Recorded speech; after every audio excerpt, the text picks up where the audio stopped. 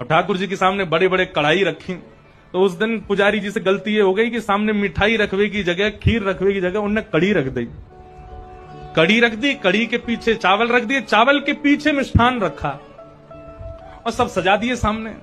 और सजा करके रसोई घर की किवाड़ लगा के 45 मिनट का भोग लगता है, 45 मिनट के लिए पुजारी जी चले गए। 45 मिनट बाद जैसे ही पुजारी जी भीतर आए तो क्या देखा, सिंहासन पर ठाकुर जी है ही नहीं। ठाकुर जी है ही नहीं वहां पर। पुजारी जी बोले, अरे भैया ठाकुर जी कहां गए? पूरे मंदिर में हल्ला है, वो सब इकट्ठे है गए, ठाकुर जी कहां चले गए? कोई ने कही, बोले छोटे से ठाकुर जी है सके इनमें कढ़ाइयन में गिर गए हों छानो। तो सिंहासन के आगे वाली जो कड़ी की कढ़ाई ही कही जैसे ही छानी, तो वहां में ठाकुर जी निकल आए। अब तो महाराज पुजारी जी बड़े जोर से हंसे, बोले अरे लाल जी को कड़ी इतनी भा गई, इतनी बढ़िया लगी कड़ी की वहां में कूद ही गए।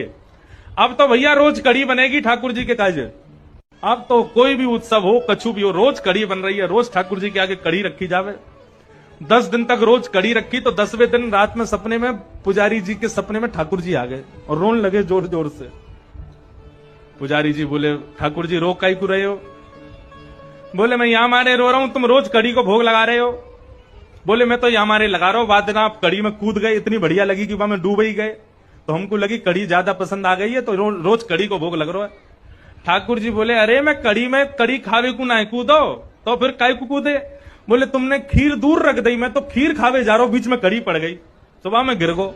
अब तुमको लगी कि मुझको कड़ी पसंद है, तो रोज कड़ी को भोग लगा रहे हो। भैया मैं तो खीर खावे जा रहा हूं। फिर पुजारी जी ने क्षमा मांगी, अरे हमसे अपराध है गयो। तब से फिर ठाकुर जी को मिठाई आगे रखी जाए, वाके पीछे नमकीन सामग्री रखी जाए।